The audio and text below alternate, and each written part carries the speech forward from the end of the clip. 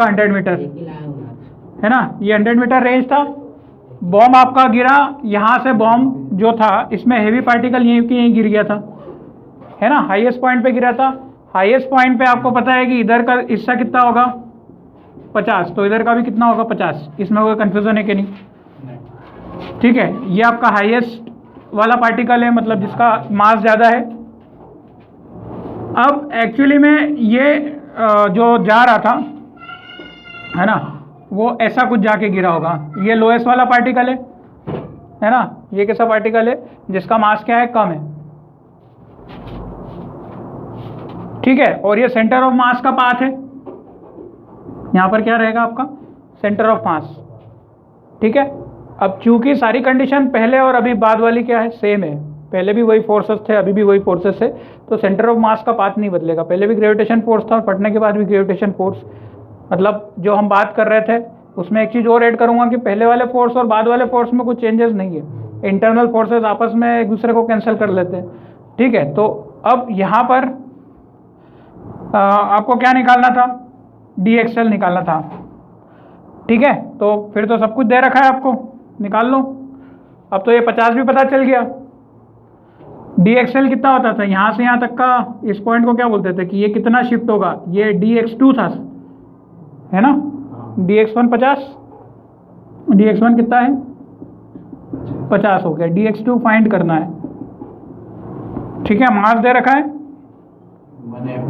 मास M1 का दे रखा है M, और M2 का दे रखा है कितना 5M, 1:5 के रेशो में था। चलो निकालो यहाँ से कितना आएगा DX2,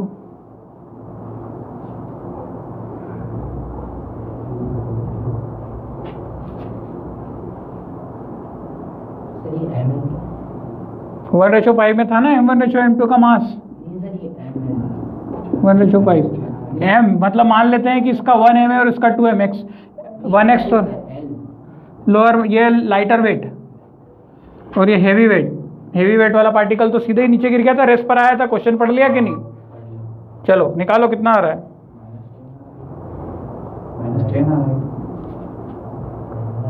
-250, -250 आ रहा है। मामला क्या लगेगा, M1DX1 plus M2DX2 is equal to centre of mass में नो चेंज। M1 कितना है M इंटू DX1 कितना है 50 प्लस M2 कितना है 5 इंटू M2 कितना 5 इंटू M 5M और इंटू कितना DX2। सॉरी ये पार्टिकल का मास गलत रखा है ना बेटा, सर M1 DX2 हाँ हेवियर पार्टिकल का ये है ना, आप इसको ऐसा लिखो, ये लाइटर और ये कौन सा है हेवियर, तो ये कितना हो जाएगा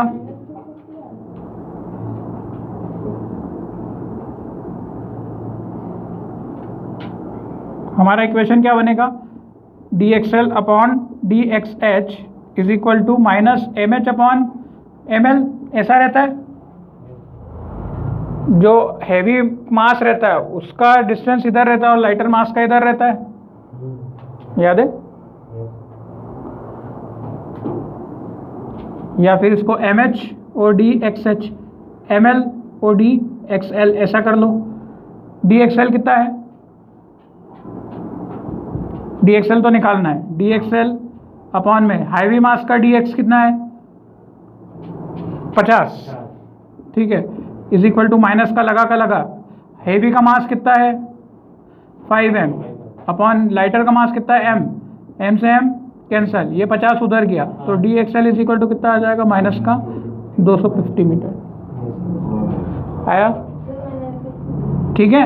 ये एक्चुअली लाइटर ले लो, इसको लाइटर ले लो, यहाँ पर DXH ले लो, उसको DXL ले लो, ठीक है। अब ये -250 क्या बताता है कि सेंटर ऑफ मास से कितना दूर है DXL, मतलब ये जो आपका L है ये कितना है लेफ्ट में है, कहाँ पर है? लेफ्ट में।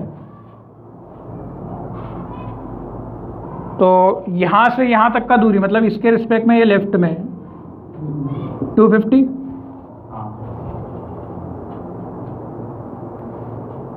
ठीक है, कैसे लेफ्ट में है? देखो फाइनल माइनस इनिशियल करते हैं, वो चीज क्या आ रहा है? माइनस 250। सेंटर ऑफ मास जो था पहले किस पे था? इन दोनों की पोजीशन में माइनस का फर्क आ रहा है। ठीक है, पोजीशन में फर्क आ रहा है। वैसे भी अपन ने उधर वाली डायरेक्शन क्या ली थी? प्लस। उधर वाली डायरेक्शन क्या ली थी? माइनस। तो आप इससे उधर तो जा नहीं सकते हो, उधर वाला क्या बताता है? पॉजिटिव बताएगा, मतलब आपको उधर से इससे इधर ही आना है। तो ये कितना? 250। ये कितना आ रहा है? 250।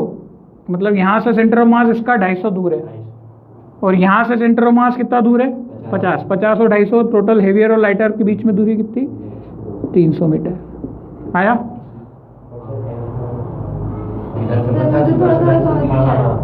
क्या ये 50-50 समझ में आ गया था कैसे लिया?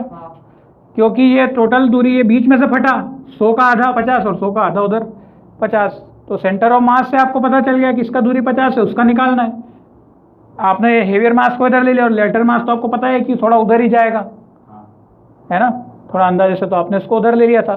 बस अब क्या है, आपको मास का रेशियो दे रखा है, ml/mh वैल्यू पुट कर दी आपने, ये इक्वेशन तो क्लियर है।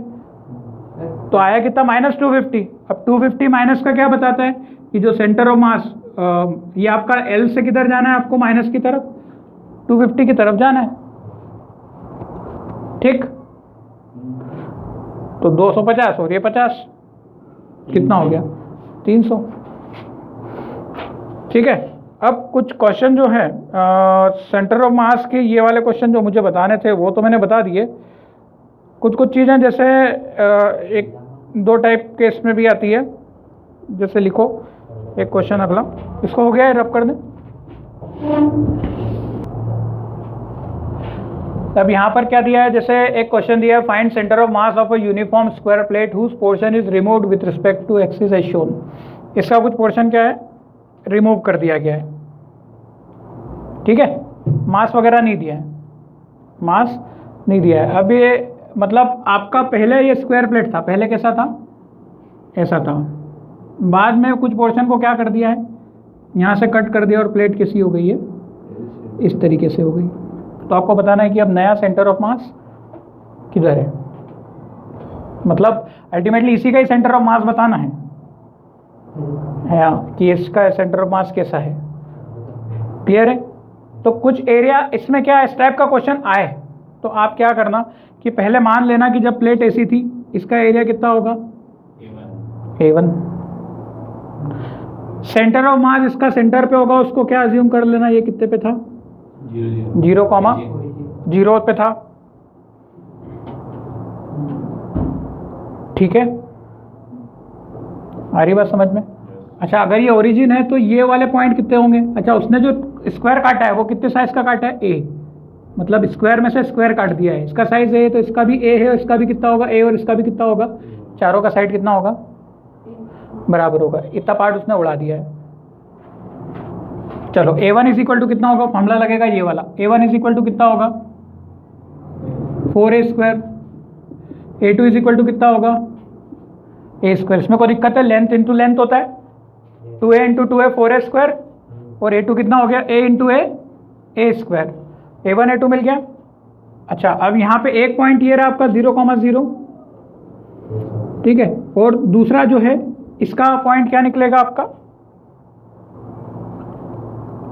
मान लेते हैं दूसरा जो पॉइंट है उसका सेंटर ऑफ मास कहाँ पर आएगा? यहाँ पर कहीं आएगा, सिमेट्री से आएगा कि नहीं आएगा? नहीं आएगा। ठीक है, अलग से। तो इसका पोजीशन निकाल लो। ये कितना आएगा? ये पूरा A है तो ये कितना होगा? A/2, और ये पूरा A है तो ये कितना होगा? A/2। तो A/2 A/2 आएगा कि नहीं? फॉर्मूला लग जाएगा अब। ठीक है, A1 के लिए ये x1, अच्छा ये प्लेट पूरी x एक्सिस में है और y एक्सिस में भी है, x और y दोनों में भी है, तो इसका xcm भी निकलेगा और ycm भी। ycm में क्या आ जाएगा? ycm का फॉर्मूला क्या होगा? A1 Y1 minus A2 Y2 upon A1 minus A2। चलो लगाओ फॉर्मूला। x1 कितना है?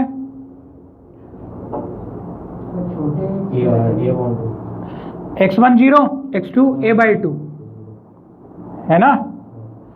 x1 0, x2 A/2, y1 0, y2 भी A/2।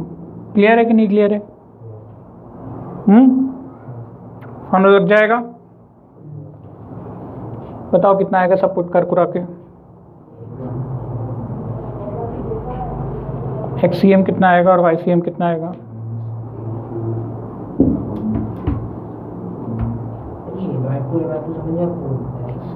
अरे ये A है ना, इसको ओरिजिन माना, इसको एक्सिस मानेगा, खटक खटक इस टाइप से। तो ये दूरी A है, तो यहाँ से ये दूरी A है, ये भी कितनी A है। यहाँ से यहाँ तक का कितना A/2, यहाँ से यहाँ तक का A/2, तो ये और ये पॉइंट A/2 और A/2 आएंगे ना। ये पहले वाले x1 होते हैं, दूसरे वाले A1 के साथ वाले।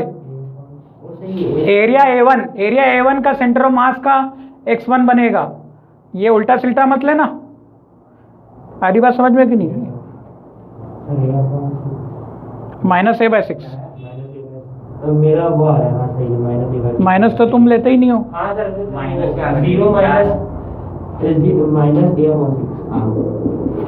XCM कितना आएगा? A1 into x1 0 minus A2 कितना है? A² इंटू x2 कितना है? A/2 upon A1 minus A2। A1 कितना है? 4A² minus A²। ठीक है, तो ये कितना हो जाएगा? माइनस ऑफ A² अपॉन में A³ हो जाएगा ना। A³ बाय पहले तो 2 होगा, माइनस साइन पहले ही दिख रहा है ये वाला, अपॉन में A² में से ये गया तो कितना? 3A² अपॉन में ये 1 तो कितना हो जाएगा? एक क्यूब से एक ये स्क्वायर कट जाएगा तो माइनस का A/6 आएगा। ठीक है, और सिमिलरली YCM भी कितना आएगा? माइनस का A/6। नहीं आया?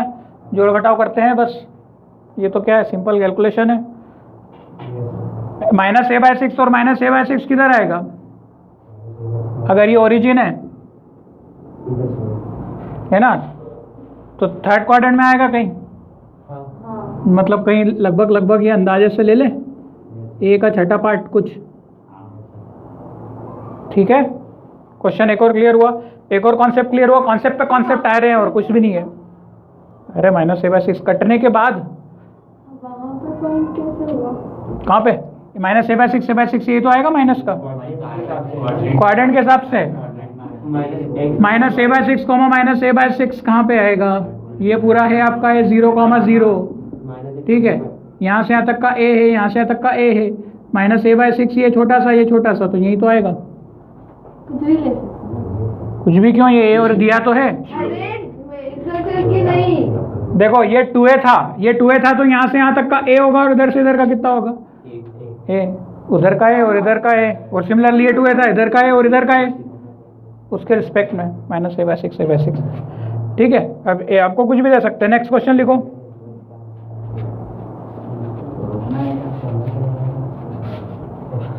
हाँ, 2 ब्लॉक से एक 1 किलोग्राम का और एक 2 किलोग्राम का है ना। पहले तो ऐसे रखे हुए थे, ये 1 kg का मास है। ठीक है, और ये कितने का मास है? 2 kg का मास है। तो इनके बीच में कहीं सेंटर ऑफ मास यहाँ पर होगा। अब उन्होंने क्या कर दिया, both the blocks are shifted toward each other. दोनों ब्लॉक को क्या कर दिया? शिफ्ट कर दिया है। एक पहला वाला कितने से शिफ्ट किया है? 1 मीटर से, और दूसरा वाला कितने से शिफ्ट किया है? 2 मीटर से। इतना समझ में आता है कि नहीं? एक को प्लस में ले जा रहे हैं और एक को माइनस में ले जा रहे हैं। इसका मतलब ये +1 और एक -2। इसको क्या बोलेंगे? x1। इसको क्या बोलेंगे? x2। नहीं आया समझ में? ये क्या है? m1। ये क्या है? m2। इस बार सेंटर ऑफ मास निकालना है कि नए सेंटर ऑफ मास क्या बनेंगे अगर इन मासेस को क्या कर देंगे? मूव कर देंगे। तो आ रही बात समझ में? सेंटर ऑफ मास रेस्ट पे था तो रेस्ट पे जरूर रहेगा, पर उसकी पोजीशन जो है वो तो बदलेगी। तुम अगर उस पार्टिकल को पास में ले आओगे तो it is initially at rest, then finally it will also be at rest. ठीक है, उधर वाला हमेशा क्या लेते हैं? इधर वाला क्या लेते हैं? इसमें रिस्पेक्टिवली का मतलब क्या आता है? रेस्पेक्टिवली जो मैंने शॉर्ट में लिखा है, इसका मतलब पहले वाले के लिए ये और दूसरे वाले के लिए ये। ठीक है, थोड़ा इंग्लिश तो समझो। तो ये 1 किलोग्राम वाला +1 से उधर हो रहा है 2 किलोग्राम वाला। इसका फॉर्मूला कल मैंने बता दिया था आपको, कितना था? dx1 dx लगा के बताया था ना। थोड़ा सा बदलाव, dxcm में क्या होगा? dx1 m1 plus dx2 m2 upon m1 plus m2 लगाओ और आंसर पाओ।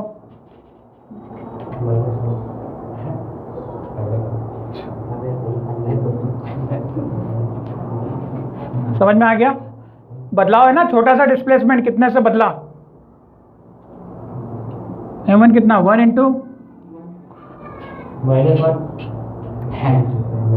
One into 1 plus 2 into -3 -2 2 into -2 तो -3 -1 -1/3 आ गया। m1 कितना है? 1 इंटू dx1 कितना है? 1 kilogram into 1 kilogram plus dx2 कितना है? -2 इंटू m2 कितना है? 2 अपॉन m1 प्लस m2 कितना है? 1 प्लस मास कितना है? 2। तो -2 दूना 4, 1 - 4 मतलब -3/3। तो कोई क्या बोल रहा है भाई? कुछ गड़बड़ करी?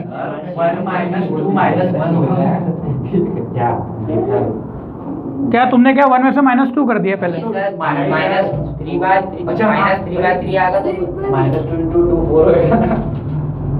सर -1 आएगा आंसर आपका। अरे 1 -1 आंसर आएगा। क्या करके रहे हो तुमने? 1 में से 2 को माइनस कर दिया। -4 में से 1 को करा तो -3 आएगा, तो ये -1 जोड़ घटा भी भूल गए। लो, आता जाता कहीं नहीं, पीसीएम लेके बैठे हो। काम करो काम अपना। इतने बीच में ऐसा क्वेश्चन करोगे ना तो कोई भी तुमको बोल देगा कि पीसीएम क्यों लिया तुमने। ये शर्मिंदा मत किया करो, वो 1 - 2 कर दिया। इतना तो देख के बच्चों का समझना है। तूने पहले पता नहीं और -1/3 पता नहीं क्या।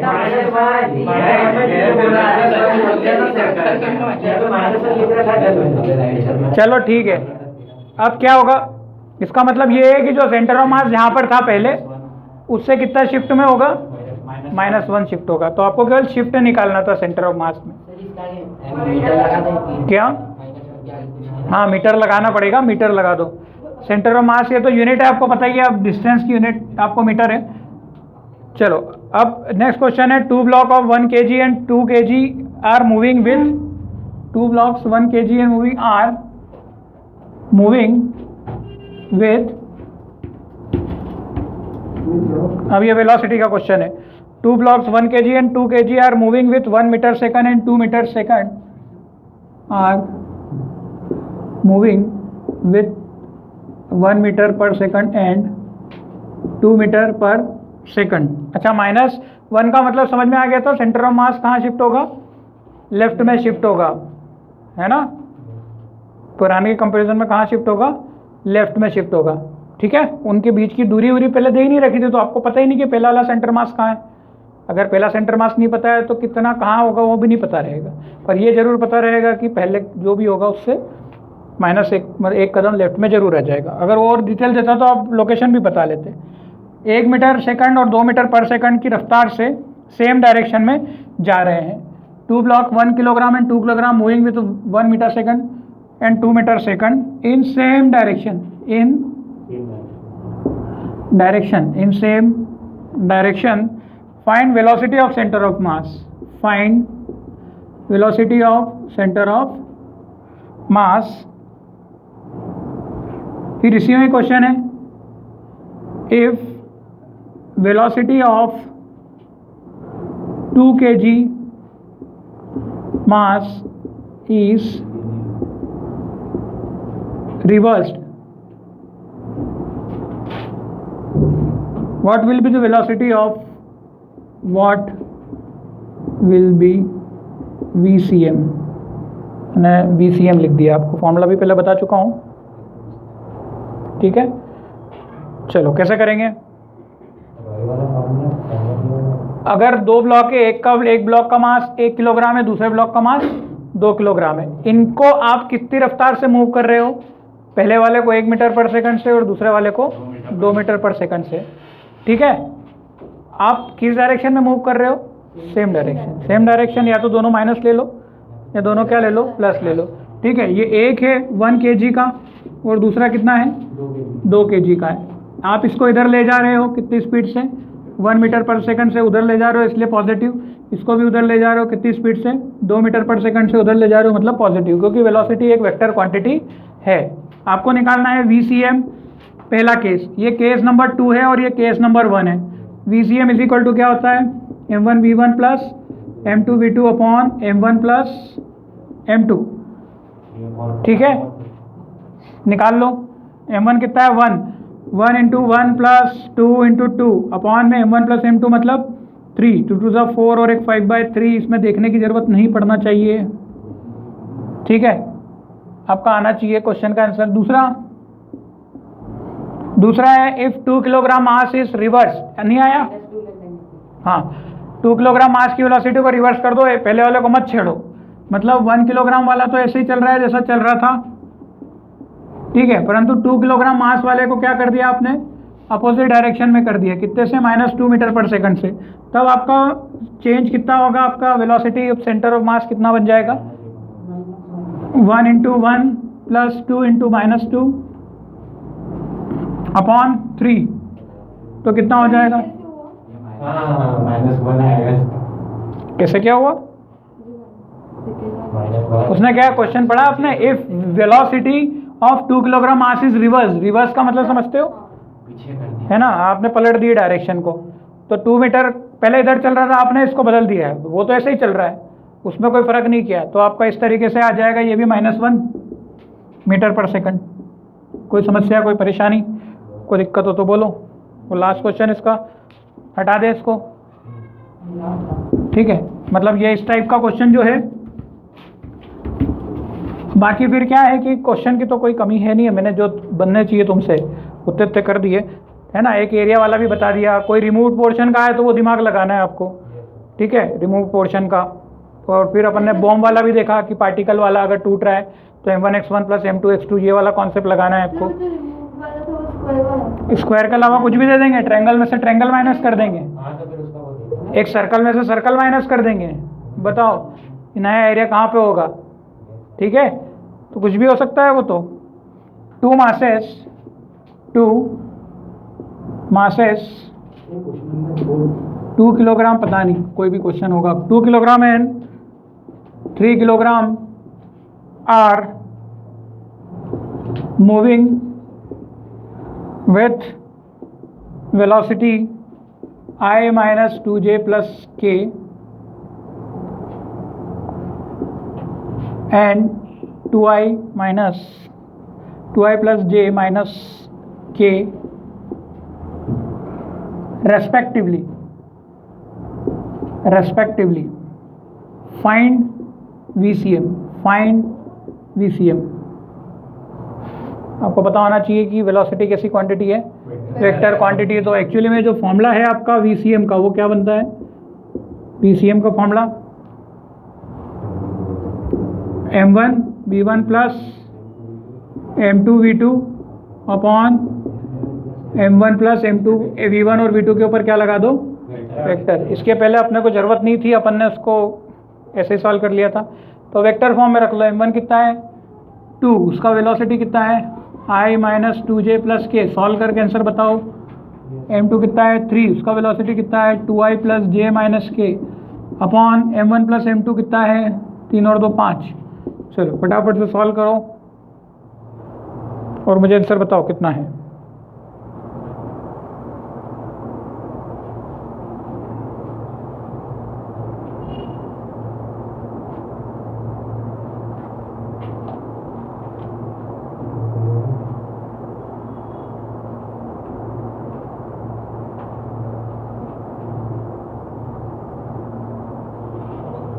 एक फिर इसका वेक्टर फॉर्म में क्वेश्चन बता दूंगा,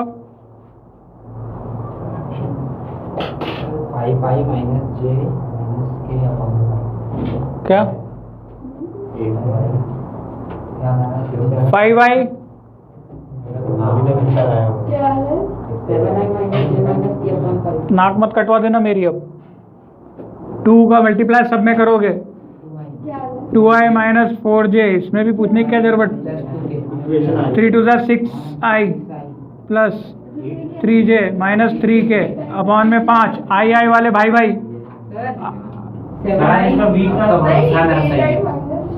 गलत तो नहीं नोट किया i माइनस 2j प्लस के 2i प्लस j माइनस के 8i माइनस जे माइनस के अपॉन में 5 6 और 2 8i माइनस माइनस j और k माइनस k अपॉन में 5 यस सर। ठीक है क्या कर दिया तूने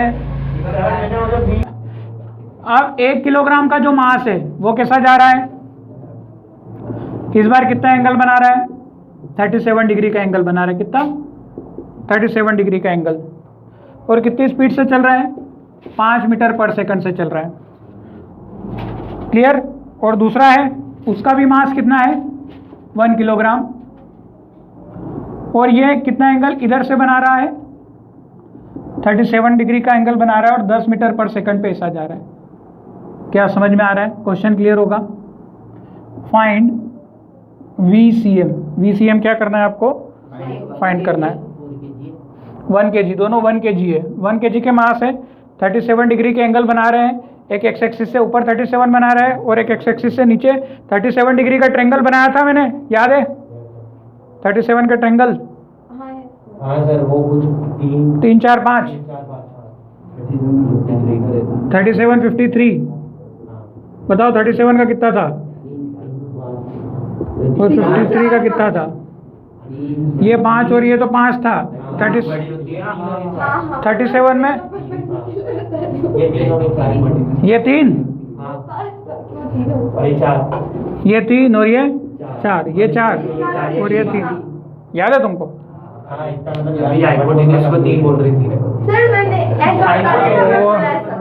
चलो ठीक है वो फिर आप समझ जाना तुम अब में क्या है तुम्हारे हिसाब से देख लेना है ना ये ट्रायंगल क्लियर है ये मतलब बहुत फेमस ट्रायंगल है 3 4 5 का 37 53 ठीक है अच्छा तो अब इसकी ज़रूरत पड़ेगी आपको वेलोसिटी कैसी चल रही है अब 5 मीटर पर सेकंड से आड़ी चल रही है सीधी भी नहीं चल रही क्या हाँ रिजॉल्व करना पड़ेगा क्योंकि इधर उधर रहता तो +5 या -5 ले लेता मैं रिजॉल्व करना पड़ेगा आपको ठीक है ना तो रिजॉल्व करने पे इसके 2 कंपोनेंट आएंगे एक तो क्या आएगा 5 cos 37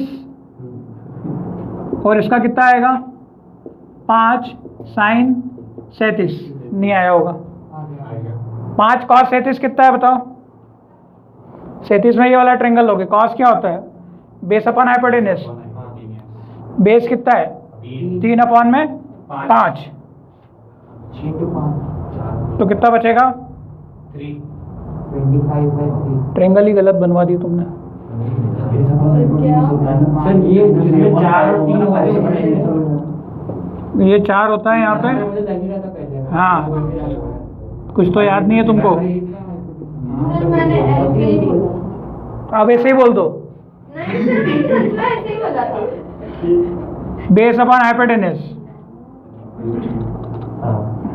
ठीक है कितना आएगा 4 आएगा कि नहीं 5 इंटू बेस कितना है 4 अपॉन में तो ये 4 बचेगा 4 बचेगा नहीं समझे ये 4 बचेगा और ये कितना बचेगा v sin 37 में 5 इंटू साइन 37 कितना perpendicular upon base sir sine तो अपना p अपॉन h होता है तो ये 3 अपॉन 5 होना चाहिए यस हाँ हाँ तो यहाँ पे देखो 3/5 तो 3 बचेगा ना बेटा 3 बचा हाँ अच्छा कौन ये कौन नहीं आया आ गया यदि 3/5 के साथ अरे साइन 37 की वैल्यू परपेंडिकुलर अपॉन 10th में करा था कि नहीं ट्रिग्नोमेट्री लगाया था पंडित बद्री प्रसाद हरहर बोले ठीक है इसका कितना निकलेगा 1 किलोग्राम वाले का अब देखो अब इसका 6 और 8 आएगा हाँ? देखना जरा निकाल के 6 और 8 कैसे आ रहा है इधर कितना आएगा 10 cos 37 उधर कितना आएगा 10 sin 37 10 cos 37, 10 sin 37। cos 37 कितना है? 4/5। यहाँ 53 की जरूरत नहीं है ना, बस 53 बताने के लिए बताया मैंने। ये आ जाएगा 8 और हाँ।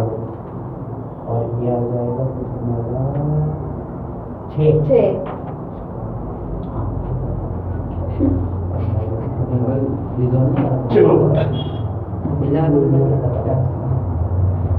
कितना हुआ? हो गया 6 और 8 आया। Yes sir.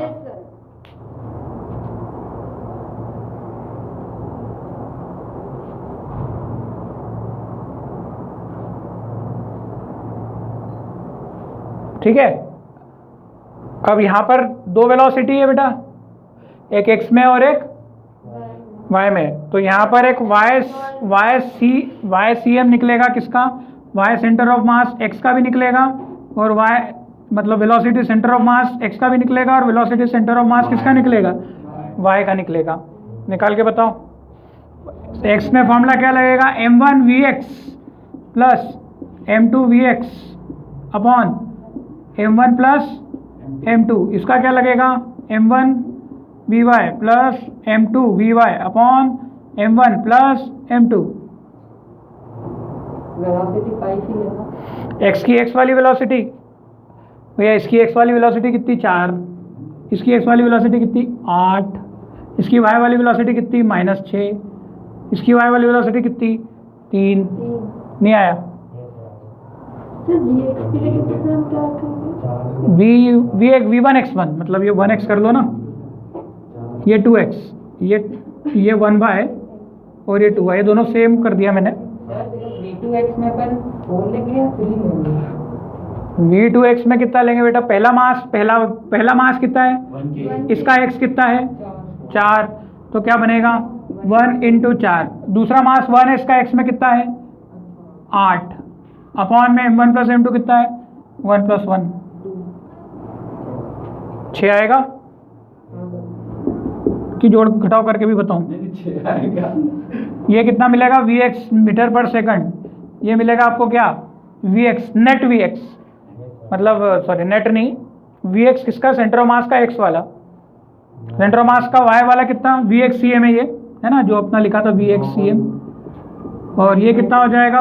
m1 m1 कितना है? 1। अच्छा 6 नीचे वेक्टर क्वांटिटी अब -6 लोगे। m1 कितना है? 1 × y कितना है? 3 प्लस 1 × माइनस का 6 अपॉन 1 + 1 कितना आ रहा है? नहीं, सर आखिरी का आंसर -1.5। -1.5 आ रहा ना, -3/2 1.5 हो गया। इसको करना 6 में इसका 10 को ऊपर गई था ना, -1.5 6 लेता मीटर की वो थी पर then सेकंड। cos theta की। ठीक है, -1.5 मीटर पर सेकंड। अब फाइनल डायग्राम क्या बनेगा? ऐसा बनेगा। vx कितना? vx कितना? vx कितना है? 6 मीटर पर सेकंड। और vy कितना है? नीचे -1। सभी के आंसर आ गए, है ना? नेट कितना बनेगा? नेट जैसे नेट पूछा तो नेट आपको पता है, पाता उससे निकालते थे, वेक्टर से इसका नेट पूछा तो नेट निकाल सकते हो। मान लो ये एंगल कितना बना रहे हैं? Theta angle. नेट कितना था? अंडर रूट निकालते थे कि नहीं? क्या निकालते थे? √v² vx² plus vy²। 2 dimension में अगर दिए होते हैं वेक्टर तो इसका नेट क्या निकलता है? v नेट = कितना? √vx² प्लस vy², मतलब 36 का स्क्वायर प्लस 1.5 का स्क्वायर, माइनस का तो प्लस हो जाना है, सॉरी 36 प्लस 1.5 का स्क्वायर। सॉल्व करो, आंसर पाओ। जो भी आएगा सॉल्व कर लेना। नेट समझ में आ गया? और यहाँ से थीटा एंगल कितना निकलेगा बताओ? Perpendicular upon base. परपेंडिकुलर कितना है? vy। √38.5। आ रहा है समझ में कि नहीं? √38.5। जो भी होगा √38.5। 1.5 का स्क्वायर वैसे भी 4 से छोटा ही होगा, 2.25। क्योंकि 2 का तो 4 होता है, तो 1.5 का कहाँ से तुम ज़्यादा कर दोगे? 2.25। ठीक है, 15 225 38.25 हो जाएगा। ठीक है, 38.25 मतलब 6.1 के लगभग ही होगा, कोई बहुत ज़्यादा बड़ा नंबर नहीं है ये। थीटा कितना आएगा? थीटा कितना एंगल बना रहा है? परपेंडिकुलर अपॉन टेन थीटा लगा दो, तो tan theta is equal to कितना हो जाएगा? परपेंडिकुलर कितना है? 1.5। इधर वाली चीज़ इधर कॉपी कर लो, है ना? तो ये परपेंडिकुलर एंगल के सामने परपेंडिकुलर, और ये कितना? बेस। तो परपेंडिकुलर अपॉन बेस कितना? 6। तो थीटा इज इक्वल टू क्या आ जाएगा? टेन इनवर्स, ये काटापिटी कर लो, 1/4 कितना हो जाएगा? 1/4 1/4। नहीं आया? सर हम रिजल्टेंट वैसे भी निकालते थे ना, एक बी cos थीटा वाला फॉर्मूला। हाँ, A B cos theta upon, तो उसमें फिर एंगल पता होना चाहिए ना, वही तो फॉर्मूला है रिजल्टेंट का। कॉस थीटा कॉस आता था, उसमें कॉस 90 कितना होता था? 0। तो बचेगा कितना? भैया रिजल्टेंट का फॉर्मूला क्या होता था? दो एंगल का, दो वेक्टर का, भूल गए? वेक्टर का रिजल्टेंट क्या होता था? एक वेक्टर ए वेक्टर है और दूसरा वेक्टर बी वेक्टर है। A vector B vector under root of A square plus B square plus 2ab cos theta. Theta होता था इनके बीच का एंगल, तो थीटा कितना? 90। कॉस 90 कितना? 0। तो 0 हो गया, तो अंडर रूट ए स्क्वायर प्लस बी स्क्वायर ही तो बचा। अगर इन दोनों के बीच में कुछ एंगल होता, अगर इन दोनों के बीच में कुछ एंगल दिया होता, तो फिर अपन वो एंगल रख के उसकी कॉस में वैल्यू निकालते हैं नेट। ठीक है, याद आया? चलो क्लियर हो गया। एक और क्वेश्चन ले लेते हैं। एक फ्री बॉडी डायग्राम इसका बनेगा और एक फ्री बॉडी डायग्राम इसका बनेगा। अब आपको पता है दोनों में एक ही स्प्रिंग जुड़ रही है, ये वाली। तो इसका जो टेंशन हम क्या लेते हैं जब इस बॉडी का लेंगे, तो टेंशन क्या लेते हैं? Away from the body. और टेंशन क्या लेंगे? टी। इसका टेंशन कहाँ लेंगे? Away from the body. T क्यों लेंगे? क्योंकि दोनों रस्सी एक ही, दोनों रोप एक ही है। Away from the body. अच्छा, दोनों में से भारी मास कौन सा है? ये वाला। तो ये कहाँ पर आएगा?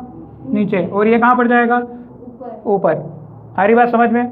अच्छा, इसमें एक और फोर्स लगेगा mg नाम का। mg नाम का नॉर्मल नहीं लगेगा। नॉर्मल तो जब रखता है जब सरफेस होती है, सरफेस है ही नहीं यहाँ पर। mg मतलब कितना है? g को g ले लेते हैं, तो सीधा m मास कितना? 1g। क्लियर कि नहीं क्लियर? क्योंकि g के फॉर्म में निकालना है आपको सब कुछ। ये कितना आएगा? 2g। आ रही बात समझ में कि नहीं? इसमें नेट मास किधर जा रहा है? ऊपर। ठीक है, मतलब कौन भारी है? ऊपर वाला फोर्स भारी है। ठीक है, F is equal to M equation होती है। F net is equal to क्या होती है? M A. नेट मतलब T ऊपर है, G नीचे है। G T भारी होगा तब इसको ऊपर खींच रहा है। T minus G is equal to M कितना है? 1 इंटू ए। ठीक है, 1 into A. T minus G is equal to 1। आई समझ में बात? इसकी इक्वेशन क्या बनेगी? ये 2 किलोग्राम वाला नीचे जा रहा है, ये कहाँ जा रहा है? ये नीचे जा रहा है, मतलब भारी कौन है इस बार? ये वाला भारी है, मतलब ये कौन है? हल्का। F net is equal to M A से इसकी इक्वेशन क्या हो जाएगी? 2g minus T is equal to M कितना है? 2 और a। ठीक है, इन दोनों को सॉल्व करना जरा। क्वाड्रेटिक इक्वेशन है t minus G is equal to a, 1 है मतलब तो a, और 2g को इधर लिख लो, 2g minus T is equal to 2a। पहले तो ये कट रहे हैं, ठीक है, कैंसिल हो गए। 3a और ये कितना आ रहा है? प्लस माइनस माइनस का g इतना तो सॉल्व करते आता है कि सिखाऊं? a is equal to g by 3। Positive आया आंसर, नेगेटिव आया? पॉजिटिव क्या ऊपर के नीचे? ऊपर। पॉजिटिव वाला ऊपर होता है, तो आंसर क्या आ गया? g by 3 up. चलो क्लियर हुआ कि नहीं हुआ?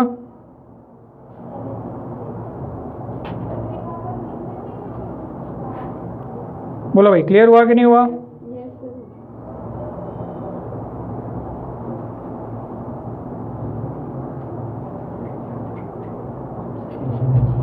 लीनियर मोमेंटम ऑफ पार्टिकल एक और चीज छूट गई थी, वो उसी के साथ कर लेता तो सही रहता। हमने क्या पढ़ा था कि जो सेंटर ऑफ मास रहता है उसका फॉर्मूला क्या पढ़ा था?